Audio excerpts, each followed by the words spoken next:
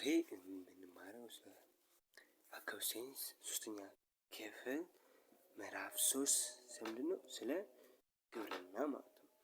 ግብርና የምንማረው ከገና በፊት ግን ከሆነ ገጽ አለፍ ብሎ ሰነን በምትማሩት ስለ አፈር ነው። መግቢያ ላይ አፈር ለሰዎች ጠቃሚ ተፈጥሮ ሀብት ነው። አፈር ለሰዎች ጠቃሚ የሆነ የተፈጥሮ ሀብት ነው። አፈር ከሚሰጣቸው ጥቅሞች መካከል ሰብሎችን ማብቀል፣ ለቤት ቁሳቁስ መስሪያ፣ ግንባታዎች መስሪያ ግብአት በመሆን የተለያዩ ትናንሽ እንስሳት መኖሪያነት ያገለግላሉ። አፈር ለመገልገል ለመኖሪያነት ለምሳሌ እንደውም ኢትዮጵያ ውስጥ ብዙ ጊዜ ምን ይመስላል የጭቃ ቤት የሚገዛው የጭቃ ቤት ሲሆንም ጭቃ ቤት እንደሚሰራው በአፈር አፈር ያ ደግሞ ምን ይጠቅማል? ሰብል መትከል፣ ችግኝ መትከል በአካባቢያችሁ መትከል ትችላላችሁ። በመንደራችሁ ልክ አፈር በአፈር ላይ ችግኝ የምትተክሉት አፈር ለዚህ ይጠቅማል ማለት ነው። ከሰው ልጅ ማህበራዊ እንቅስቃሴ ግብርና ዋነኛው ነው። በቃ ልክ በገርማችሁ ታሪክ ልንገራችሁ። መጀመሪያ የሰው ልጅ ሲወለድ ወይም ያኔ በሰው ልጅ ወደ ሰው ልጅ ከተቀየረ በኋላ ሰው ልጅ መጀመሪያ የጀመረውን አንዱ ግብርና ወደ ግብርና አለም መጀመሪያ የገባው አሃዱ ብሎ ወይ የስፎት ከዝንጀሮ አለም የተነሳ ነው። ከዝንጀሮ በኋላ ሰው መጀመሪያ የጀመረው አንዱ ግብርና ነው። እና ያኔ በድሮ በኋላ ቀን መሰሎች ይሰራ ነበር ማለት ነው። ግብርና አለ ግብርና ለሰዎች የምግብ ምንጭ ነው። ግብርና ለምንድነው? ሰዎች ያኔ ምን እንደበሉ ሲያጡ አድር መብላት ሲተው ድሮ ዝንጀሮ እያሉ አድር ይበሉ ነበር። አሁን ግን እንደሚገባቸው ተማሩ መስራት እሱንም ለምንድነው የሚሰሩት? ምግብ ለማግኘት። ግብርና ምንድነው? ግብርና ምንድነው? የምን ምንጭ ነው? የእንትን ምንጭ ነው። የምግብ ምንጭ ነው። በግብርና ከሚካተቱ የሰው ልጅ ምጣኔ ሀብታዊ እንቅስቃሴዎች ውስጥ የሰብል ምርት፣ የማር ምርት፣ የእንስሳ እርባታ ዋናዎቹ ናቸው። እነዚህ የሰው ልጅ ምጣኔ ወይም የሰው ልጅ ምጣኔ ሀብታዊ ማለት እኮ ለሰው ልጅ የሚያስፈልገው ነገር ለምሳሌ ያክል ወይስ አንደኛ የሰብል ምርት ነው። ሰብል ያመርታል። የሰው ልጅ ተፈጥሮ የምጣኔ ሀብታዊ ያለ የእድገት መለያ ናቸው። በግብርና እና ምሳሌ አሁን በግብርና ካለ ውስጥ መለኪያው ማለት ግብርናውን በውስጡ መለኪያው ምን አለ? አንደኛው የሰብል ምርት አለ። ሰብል ማለት ምን ያክል ሰውየው የሰብል ምርት አለው፣ በቀን ምን ያክል ሄክታር ያመርታል የሚለው ነው። የማር ምርት ማርም በዛው እንደዛው ነው። ሰውየው የንቅፍ አለው በንቅፍ ውስጥ ምን ያክል ማር ያመርታል ነው። ወይም የእንስሳት እርባታ እንደው ምን ያክል በሬ አለው እንታኮ እንዴ ወይ ባለሀብት ያለ በገጠር አካባቢ የሚባለው ብዙ በሬ አለ። ይሄ ምንድነው? ምጣኔ ሀብት መለኪያ ነው። የምጣኔ ሀብት ምጣኔ ሀብት ማለት እኮ የግብርና ያለው ደረጃ ማለት እኛ ሀብታም እንዳም እንደሆነ የግብርና ደረጃ አንድ የግብርና ደረጃ ያለው ምጣኔ ሀብትን በዚህ ነው የሚለካው ማለት ነው። እሺ ምጣኔ ሀብት በዚህ ነው የሚለካው። የሰው ልጅ ሀብት ደረጃ ማለት ነው በግብርና ቦታ ላይ ብቻ ግብርና ከሌሎች የሰው ልጅ ምጣኔ ሀብት እንቅስቃሴ በላቀ መልኩ ከተፈጥሮ ጋር ቀጥተኛ ግንኙነት አለው። ግን ከምግብ አፈር ምንድነው? ተፈጥሮ ሰውም ከተፈጥሮ ጋር የምንገናኘው ማለት ነው። የግብርና ምርት መጠነኛ ጥራት በአፈሩ የእምነት ደረጃ በአስተራረስ ዘዴ በቴክኖሎጂ አጠቃቀም በአየር ንብረት ሁኔታ በጎጂ ነፍሳት መኖር ያለመኖር ይወሰናል። አየህ የግብርና ምርትና መጠን ጥራት በምን ላይ? አንደኛ በአፈር ለምነት ደረጃ አፈር በጣም ለም ከሆነ በጣም ብዙ ታገኛላችሁ። ሁለተኛ አስተራረስ ዘዴ እንደኛ ጋር አሁን ትንሽ ይሻላል እንጂ ያው እኛ ጋር እንደውም ብዙ አመት ምን ይሆናል ኢትዮጵያ 95% ምናምን ግብርና ነው። ግን ደግሞ ግብርና የሁሉ ሰው ግብርና ገበሬ ሆኖ ግን ምንድነው የአስተራረስ ዘዴ ሳይለን የአስተራረስ ዘዴ በኋላ ቀር ግብርና መሳሪያ ሰምናጭድ ወይም ሰምንጠቀም ነው እንጂ ብዙ ሀብት ማግኘት እንችል ነበር። የሚባክን ነገር የለም። እሱም አንደኛው አፈራችን ግድ ለሚሆኑ ምን ያስፈልገናል ማለት ነው? ቴክኖሎጂ ያስፈልገናል ወይም የአሰራር ዘዴ ያስፈልገናል ማለት ነው። ሁለተኛው ቴክኖሎጂ ይጠቀማል። ቴክኖሎጂ እንዳልኩት ማለት ቴክኖሎጂ ከሌለ ስራችን ቀልጣፋ አይሆንልንም፣ አሪፍ አይሆንልንም ማለት ነው። በአየር ንብረት ሁኔታ በጎጂ ነፍሳት መኖር ድርቅ ሲመጣ ዝናብ ሳይኖር ጊዜ ዘንድሮ እኮ ዝናብ የለም ይባል የለ ለምንድነው? ከምን ጋር ከአየር ንብረት ጋር ስለሚያያዝ ነው ማለት ነው። ሁለተኛው በጎጂ ነፍሳት እነዚህ ይሄ ፔስቲሳይድ ሄርቢሳይድ ይባላሉ። እነዚህ የእነዚህ አንበጣ የመሳሰሉ ነገሮች አንበጣ ምናምን አንበጣ ይሄ የበረሃ አንበጣ ይሄ የበረሃ አንበጣ የሚባለው ማለት ነው። በጣም አደገኛው ነው። ምግብን በአንድ ይጨርሳል። ሶስት በደንብ በኋላ ላይ መጽሐፍ ላይ ያለ በደንብ እንወያያለን። እሺ አሁን ሰኖም ምን ያዘማቱ ግብርና ምርት አንድ ያቁሙትና ግብርና ማለት አንደኛ ግብርና ከምን ጋር ግንኙነት አለው ከተፈጥሮ ጋር አንደኛ። ሁለተኛ የግብርና ምርትን በጥራትና በጥራት ለማቅረብ ወይም በተሻለ መጠን ለማቅረብ ምን ያስፈልጋል? ስንት ነገር አንደኛው ለማፈር፣ ሁለተኛ የአስተዳደር ዘዴ፣ ሶስተኛ ቴክኖሎጂ አጠቃቀም፣ አራተኛው የአየር ንብረት ሁኔታ፣ ሁለተኛ ደግሞ ጎጂ ነፍሳት መኖር ወይም አለመኖር ይወስናል ማለት ነው። አምስት ያዙ በቃ እሱ። ከዛ ደግሞ ግብርና ከግብርና ምንድን የሚገኘው ምን ይገኛል ማለት ከግብርና ጥያቄ ነው። ከግብርና ምን ይገኛል? ምግብ እናገኛለን ማለት ነው። ግብርና የምን ምንጭ ነው? የምግብ ምንጭ ነው። እሺ አሁን ስለ ግብርና በደንብ ካልን ግብርና የሚሆን በራሱ ይሄ ቅድም ሳፈር ነው ያወራነው አፍም ጥቅም እንዳለው።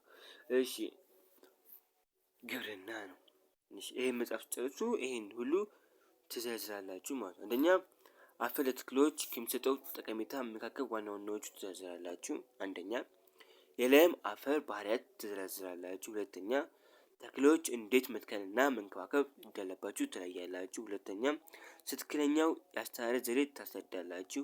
ጎጂ ነፍሳት ትዘረዝራላችሁ። የጎጂ ነፍሳት የህይወት ዑደት ታስረዳላችሁ።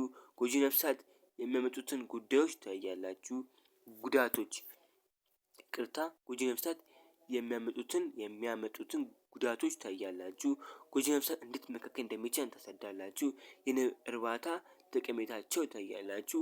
በትናንሽ እንስሳት ላይ አነስተኛ ሳይንሳዊ ምርምር ታደርጋላችሁ። በጣም ደስ የሚል ርዕስ ነው። እነዚህ ሁሉ ይህን ርዕስ በደንብ ካነባችሁ እነዚህ ሁሉ ይገባችኋል ማለት ነው። እሺ ቀጣይ ገጽ እንሂድ። ቀጣይ ገጽ ግብርና ቀጣይ ገጽ ላይ በስዕሉ የሚታየው ምርት ምን ይባላል? ይሄ ምን ይባላል? ምን ስንዴ ይባላል። እሺ ይሄ ሸንኮራ ይባላል። ይሄስ ምን ይመስላል? ባቄላ አያችሁት? ባቄላ። ይሄስ ዶሮ። ይሄስ ንብ።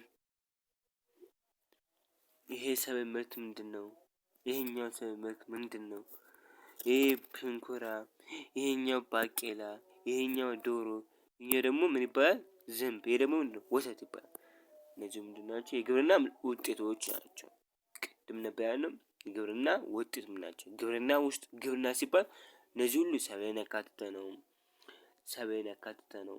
የማምረት እንትን ያለ ነው። ንብ አለች። ይቅርታ ዝንብ ካልኩኝ ንብ ነች። የንብ ምርትን ያጠቃልለ ነው። የእንስሳት እርባታ ያጠቃልለ ነው ማለት ነው። ይሄ ግብርና ሶስቱ ነገር ያጠቃልላል እንዳትረሱ። እሺ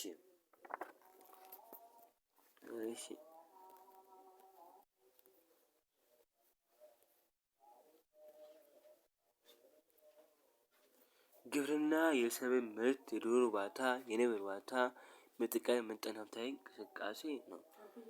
ግብርና ማለት የሰብል ምርትን፣ የዶሮ እርባታን፣ የንብ እርባታን እና ደንን የሚያጠቃልል የምጣኔ ሀብታዊ እንቅስቃሴ ነው። ቅድም እንዳልኳችሁ ሶስት። ከዛ አፈር እና የሰብል አመራረት። አፈር እንዴት ይመረታል እና የሰብል እንዴት እንደሚመረት እናያለን ማለት ነው። ይሄኛው ምን አፈር ይባላል? ጥቁር አፈር። ይሄስ ምን መሰቀል ነው? ቢጫ አፈር ነገር ይመስላል። ቀይ አፈር። ይሄ ደግሞ ቡኒ አፈር። ቡኒ በደንብ እስኪ ቡኒ አፈር ይመስላል። በደንብ እንመለከታለን። አፈር በደንብ እንይዛለን። አፈር በመሬት ገጽ ላይ የሚታይ ከጥቃቅን የድንጋይ ስብራሪዎች ከእጽዋትና ከእንስሳት ብስባሽ የሚገኝ ተፈጥሮ ሀብት ነው። ኦኬ ምን በመሬት ገጽ ላይ ማለት እንዲህ የምናየው ማለት በመሬት ገጽ ላይ ማለት ሲል የምናየው የሚታይ እናየዋለን። ግን ከምን ሰምታችሁ? አፈር ከጥቃቅን ድንጋዮች ከእጽዋት ከእንስሳት ብስባሾች ከድሮ ጀምሮ እስካሁን ማለት ብስባሾች ከዛ ብስባሽ የሚገኝ ምንድነው? የተፈጥሮ ሀብት ነው። ከስባሹ ከጥቃቄ የድንጋይ ስባሹ የሚገኝ ምንድነው? የተፈጥሮ ሀብት ነው።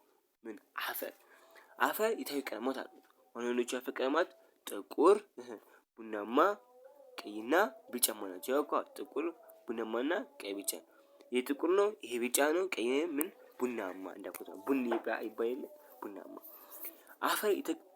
አፈር የተክሎችን ስሮች አቅፎ በመያዝ እንዳይወድቁ ያደርጋል።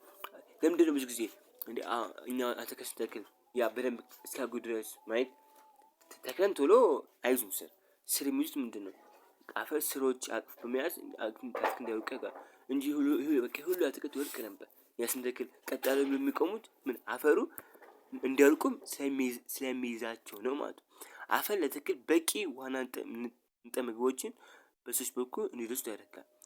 ታውቃላችሁ እጽዋት ምን አለው? ህይወት አለው። ምግብ ይሰራል፣ ይተነፍሳል፣ ያድጋል፣ ወይም ደግሞ ሞታ ወይ ይደርቃል ማለት ነው። እና ውስጥ ይመገባል፣ ደግሞ ምግብን ይሰራል። ደግሞ ምግብን ትልቁ ብቻ ምግብ የሚሰማ ነው። የራሱ ምግብ የሚያዘጋጀው ማነው? ፎቶሲንተሲስ ይባላል። ፎቶሲንተሲስ ትማሩታላችሁ ልክ ስትሉ። አፈር ተክሎችን ስሮች አቅፎ በመያዝ ይታወቃል ነው። አፈር ለተክል በቂ ውሃ ንጥረ ምግቦችን በሰዎች በኩል እንዲደርሱ ያደርጋል። በቂ ምግቦችን በሰዎች በኩል እንዲደርሱ ያደርጋል። ምን አፈር ማለት አፈር ሌላስ አፈር ለተክሎች አበቃቀል ጥሩ የሚባል አፈር የሚከተሉት ዋና ባህሪያት ይኖሩታል። እሺ አሁን አፈር እንዴ ምን አይነት አፈር ነው ለተክሎች አሪፍ የሚባለው? ምን አይነት አፈር ነው ብንጠቀም ተክሎችን የሚያሳድግልን ነው ዋናው።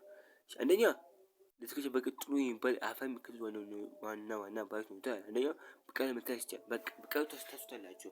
ይሄ ማለት አፈር ነው ማለት ነው። ሁለተኛ ደግሞ የተክሎች ስር በቀላሉ ሊዘልቀው ይችላል።